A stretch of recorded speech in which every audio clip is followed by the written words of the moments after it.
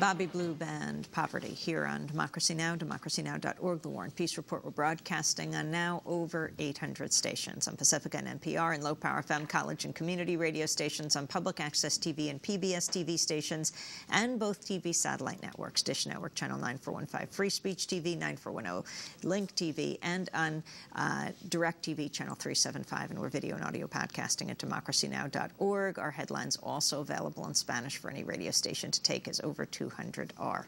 I'm Amy Goodman with Juan Gonzalez. Juan.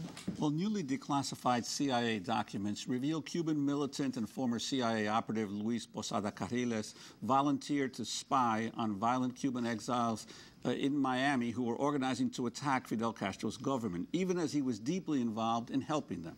In the files, the CIA also appeared confident that Posada was a moderate force who would not embarrass the agency or the United States. Posada's CIA handler writes in a 1966 memo that Posada, quote, is not a typical kind of boom and bang individual. He is acutely aware of the international implications of ill-planned or overly enthusiastic activities against Cuba. The documents were obtained through a Freedom of Information Act request by the National Security Archive. Peter Kornblue, the director of the Archive's Cuba Documentation Project, said, quote, the documents show Posada has a long history of trying to ingratiate himself with the CIA, perhaps attempting to buy himself a degree of protection as he engaged in a career of terrorism, he said. Posada is accused of masterminding the 1976 bombing of the Cuban airliner that killed all 73 people on board. He's publicly admitted ties to a series of hotel bombings in Cuba in '97. In 2000, he was arrested in Panama City for plotting to blow up an auditorium where Fidel Castro would be speaking. Despite his record, Luis Posada Carriles is currently living freely in Miami. He's awaiting trial in Texas early next year on charges of immigration fraud and lying to authorities about his involvement in the hotel bombings. A new book by award-winning investigative journalist Ann Louise Bardach provides an insider's view on the case against Posada. Bardach first interviewed Posada in 1998 for the New York Times in one of his only in-depth interviews.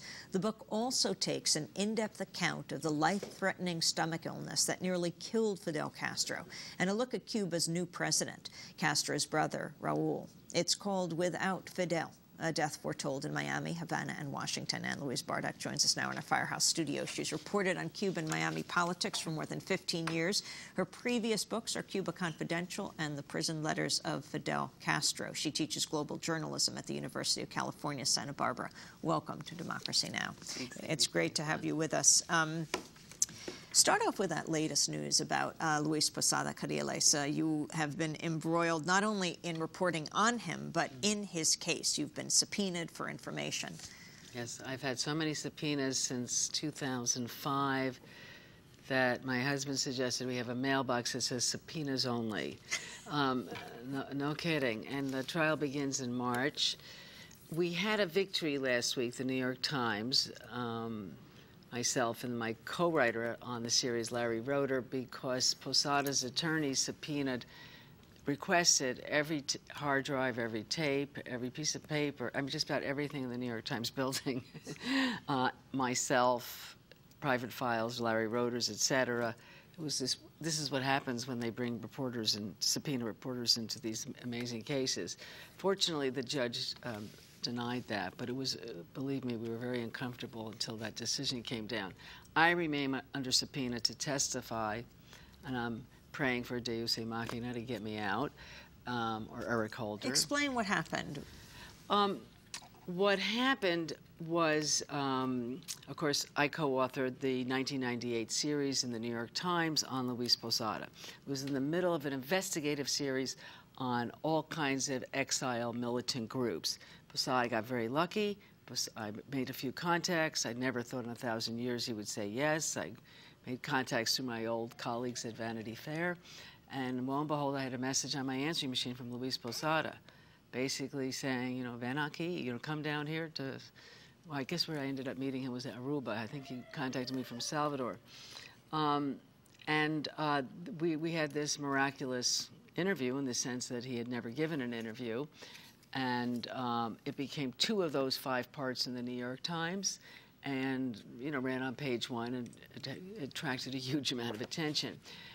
He wanted to give the interview, as I understood it, because he had orchestrated this bombing campaign in Havana, 97, for two stated purposes: to drive foreign investors out of Cuba and to scare people from going, so that the funds that Castro and Cuba, which is so cash-strapped, so dependent upon tourism, it would dry up, and then consequently Castro would fall. Okay, this is a man who's had a 50-year career with various ways to take out Castro. So they finally decided, we'll attack tourism, and the pipeline will end it, the economic pipeline.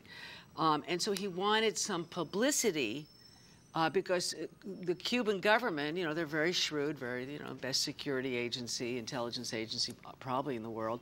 And initially they weren't reporting what was going on because they did not want the tourists to know, and they did not want the foreign investors to know we're having bombs going off here. So initially they were keeping things low key. And then and Posada was getting kind of angry about this. The Cubans know how to play hardball. So he wanted some publicity. Because, you know, what did we do this for? People don't get the word. So what better place than the New York Times? So he had his own agenda. I think he also wanted to say, you know, there's another side of the story. Let me tell you the history of La Lucha, the struggle for Cuba. Let me tell you about, you know, my whole family's still in Cuba. I'm the only one who left. I have a sister who's a colonel. I have 2 brothers. Let me tell you my side of the story, and let me tell you why, you know, let me tell you why over a million people have left this country. And so it was part of that, and to give the best spin possible, because, you know, of course, he was charged in the bombing of the first civilian airliner in the history in our hemisphere. Before 9/11, a plane went down in 1976. It was a civilian airliner, and it was mostly young Cuban athletes. So he wanted to put his spin out. And the problem is that the Bush administration really didn't want to do anything about this, because they have a whole history with the exile militant groups, and there was a lot of relationships between Jeb Bush when he was governor, and that even go back to the father, George Bush, when actually the one year. A lot of people say, what on earth was George Bush Sr. doing at the CIA in 1976? He was in and he was out. It was, 15 months? If you look at it, it was really only distinguished by one thing, and that was unprecedented bombings by Cuban exile groups throughout Latin America, Miami, culminating in the Letelier killing. And it was not until we had the murder of the Chilean former ambassador in Washington, D.C., and that George Bush and the CIA said, wow, this is getting a little out of control. And then we started to see some pullback. I'd like to, you mentioned in the book that the Bush family had investments in Cuba before the revolution. Isn't that interesting? No one has ever stumbled over this one.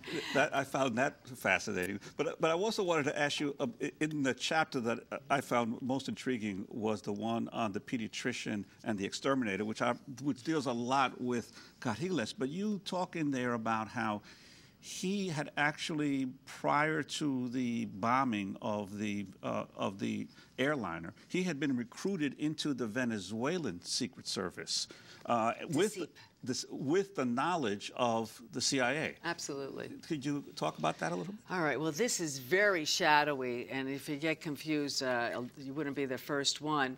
The CIA was a very different organization in the 60s and 70s than it is today.